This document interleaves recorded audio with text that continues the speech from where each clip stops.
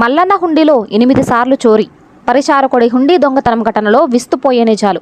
2కి charge మెమోలు, 3 suspension, 4 security గార్డులను విధుల నుంచి తొలగింపు. శ్రీశైల మల్లికార్జున స్వామి వారి గర్భాలయంలో పరిచారకుడి హుండీ దొంగతనం ఘటనకు సంబంధించిన విచారణలో విస్తుపోయే నిజాలు వెలుగు చూస్తున్నాయి. ఈవో ఆదేశాల మేరకు అధికారులు సీసీటీవీ ఫుటేజ్ను 2 రోజులుగా పరిశీలించారు. ఫుటేజీ పరిశీలించగా 85 రోజుల్లో 8 సార్లు చోరీకి పాల్పడినట్లు తేలింది.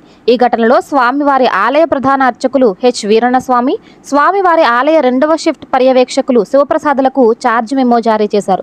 అలాగే స్వామివారి ఆలయ ఉదయం షిఫ్ట్ పర్యవేక్షకులు H Nayak, temple inspector Chinna, watchman లక్ష్మీనారాయణను దేవస్థానం ఈవో సస్పెండ్ చేశారు.